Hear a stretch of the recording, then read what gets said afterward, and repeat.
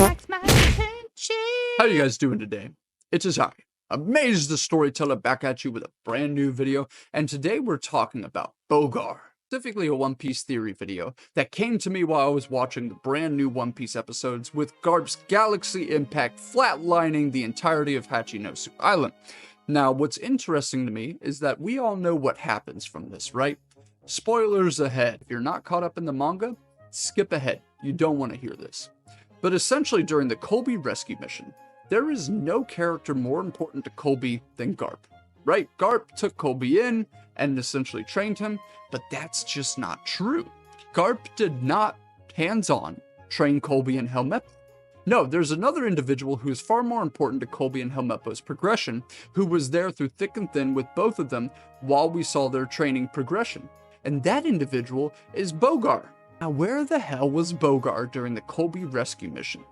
I believe, ladies and gentlemen, that shenanigans are afoot. Because Bogar not being present, even though having an extremely close relationship with both Koby and Helmeppo, just shows that something's off. Something's not right. And your boy Amaze was on the case, so I immediately did some digging. Now, here's the whole theory in its entirety. Essentially, and as a summary, so you might not have to watch the rest of the video, good to you. Aokiji is undercover with Sword. That's a given. I'm pretty sure we're all unanimously in agreement on that, or at least we can understand that he's probably working for Sword in some capacity, and the agreement he had with Akainu after he lost, or the agreement for their duel, was that the loser had to go undercover in a Yonko faction so that they could take it out from the inside. Cool. Makes sense. Here's where things get a little crazy though. This whole plan was formulated for Koby to get captured by Aokiji, specifically by the upper echelon of Sword. Now, what if Sword had the greatest tacticians ever on their side, right? And these tacticians formulated a plot to essentially align Aokiji, Koby, Garp, and Bogar to perform a crazy act to take down 2, if not more, Yonko at the same time. Alright? That's essentially what this theory consists of. Now let's get into the specifics. When we're looking at this, we have to look at this from the standpoint of distraction. What do I mean by that? Well, in the art of war, the #1 way you win wars is through deception. And Oda is writing a war. Now, the first thing we see is Aokiji join Blackbeard. It's a jolly good time. Blackbeard strolls up to the bar. Aokiji fucking freezes Blackbeard's entire crew. Blackbeard says, what the fuck have you done? And Aokiji said, you're next, bitch. And then they start becoming drinking buddies from there. Right? Cool. Here's where things get crazy. Aokiji, way before the time skip ever occurred, not way before, but right after the Paramount War, when the fight happened between Aokiji and Akainu over who would become Fleet Admiral, Aokiji loses an arm and is forced to use ice prosthetics, moves away to go join a Yonko fleet. Now, what's weird is that Blackbeard coincidentally is the key word, ran into Aokiji in a random bar. Now, there's 2 ways you can look at this. One, you could take it at face value and say that Blackbeard tracked down Aokiji in order to take his Devil Fruit. But what Lafitte says gives way to something even crazier. Lafitte makes it seem like Blackbeard and the crew ran into Aokiji completely randomly. It was complete random chance. It was not planned and it was not scripted. And in fact, the crew seemed to be unprepared for what Aokiji was about to unleash on them, and he instantly, after hearing this, froze them solid, leaving Blackbeard unfrozen and the only one to stand up to Aokiji, which Aokiji was just going to freeze him no matter what. Okay, so the second thing that makes sense is what if it was reversed? What if Blackbeard and the gang weren't chasing Aokiji, but Aokiji was positioning himself to be in the exact place in the exact time to meet Blackbeard in order to convince him to let him join? Because Aokiji really has a lot to offer. He's a former admiral, he has one of the strongest devil fruits in all of One Piece, the Chill Chill fruit, which is the manifestation of fucking cold as a Logia ability. It's not water-based. It's fucking cold itself. He essentially sap energy out of anything, making it freeze instantaneously. This is absolute zero and maybe even beyond that. Crazy stuff. So Blackbeard would love to have a powerhouse like Aokiji on his crew. However, what doesn't make sense is why Aokiji would do this with a strong sense of justice. Now, he's known to be the lazy justice, right? Lazy justice, cool. Justice is still in that title. Pirates are objectively bad. We know this. Aokiji knows this. So, This is all a plot by the upper echelon of Sword to take down Blackbeard, but I don't think it's necessarily just to take down Blackbeard, because a far bigger threat to the Marines currently is Crossguild. Crossguild is openly hunting Marines and trading them for income, making civilians kill and capture T-Bone, a vice admiral. If that is happening en masses, and civilians who are poor and oppressed start rising up against the Marines and start gaining powers like Haki and Rokushiki on their own, now you're in real big trouble, because the Marines who are set to regulate order within the world for the world government can no longer do that, because the civilians are now powerhouses hunting your ranks. You can't have a hunt with the police. You can't go hunting the police in the One Piece world, because what ends up happening is you lose the police force altogether. So at the threat of the Marines collapsing because of Crossguild, because the civilians are siding with Crossguild, they need to end that threat immediately. So Sword, who's allowed to engage with the Yonko freely, set up an operation in essence of getting Colby captured, taking out Hachinosu and Crossguild in one fell swoop. Now, how could this possibly happen? How could this go down the way I'm describing? Well, here's a few things. Number one, you've got Aokiji posing as a Blackbeard pirate member who's ready at any time to dispose of the Blackbeard pirates. He is there specifically to stop Hachinosu from becoming a fully fledged nation once Blackbeard turns over Garp for that sweet-ass cash that Garp is worth. Then Blackbeard's essentially going to use those 3 billion berries that Garp's worth to buy his way into the Celestial Dragon's tribute, making them recognize Hachinosu as a fully fledged nation. Aokiji's sole purpose for joining the Blackbeard Pirates, in my belief, is to cease this, is to stop it before it gets too far.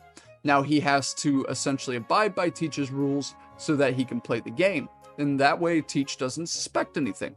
And turning Garp over, who is his former mentor, who has possibly the biggest emotional tie to Aokiji than anyone else we've seen in the series, giving that individual up, who is your father figure, who is your mentor figure, giving that person up to the Crossguild is the ultimate sign of faith that makes Blackbeard totally believe in Aokiji's loyalty through and through, no questions asked. However, if you're Aokiji, you're basically giving Crossguild a nuke without them knowing, because Garp and the One Piece manga and anime made a point of showing this repeatedly, where Garp can easily get out of the frozen state over and over again.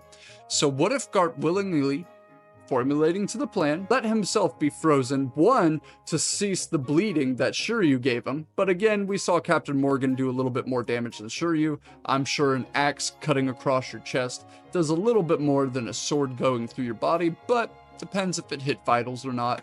Either way, Garp is a tough tank. He could take both of those hits no problem and be perfectly fine, but freezing the wound probably helps with clotting a lot. So Garp no longer has to worry about bleeding out if he's frozen, and he can escape it at any time.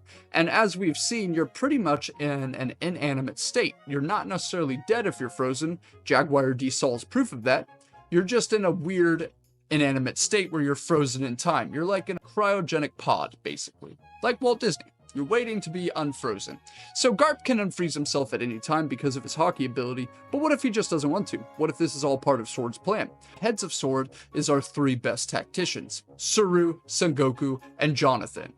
3 of the best tacticians we've seen in all of One Piece, making Jonathan canon for the first time and bringing essence to Sword that we've never seen before. Now, Sword's plan is to deliver their nuke, which is Garp, to the Crossguild. Crossguild unknowingly, because 1, they're kind of idiots because Buggy's heading him up.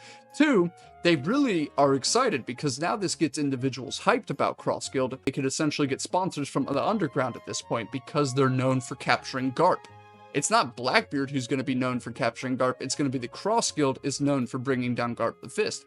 Now the underground faction be heavily motivated to give Crossguild funds so that they keep going, because now you took down a major threat to every underground operation in existence. So a frozen version of Garp gets sent to Crossguild. He's essentially in a bucket somewhere, or he's like be broken. They're like, let's break him to make sure he's actually dead.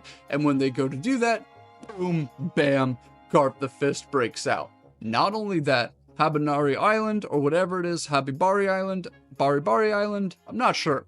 The island that Crossguild's stationed at now has a location that the world government can track because Garp is outfitted with a tracker. Headcanon, this is part of the theory. Garp has some type of tracking device or Denden Mushi to where Bogar finds his location. And now we get to see the authority figures of Crossguild.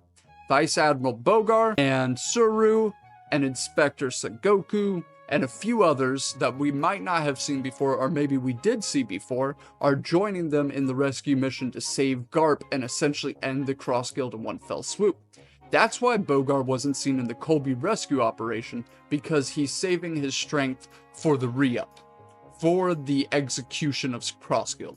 Because Bogar and the tacticians understand the threat level and the meaning of Crossguild, and the fans really don't. We don't have a concept of what this means for the One Piece world. When we're watching One Piece, we're not sitting there thinking about how the civilians are looking at Crossguild and how public relations, or how Crossguild's benefiting from public relations. No, we're watching it from the standpoint of cheering for the Monkey D. Luffy, or cheering for Garp, or cheering for a favorite character. We're not watching it with the aspect of politics in mind, or at least not in the aspect of One Piece politics in mind.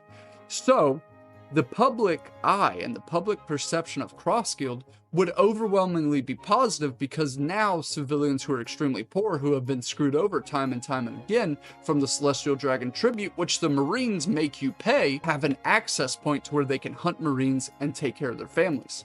It's in my belief that when we see the higher echelon of Sword, we'll get a better understanding of what Sword's really capable of. We'll see the best tacticians. We'll see maybe a different rank altogether, like Kong. Kong may very well be the head of Sword, and Bogar may very well be the second in command of Sword. Here's the thing about Bogar that's really cool. We actually never really understand what his rank is. It's never stated in the One Piece series. He could have been a captain, he could have been a lieutenant commander, he could have been a commander, he could have been a rear admiral.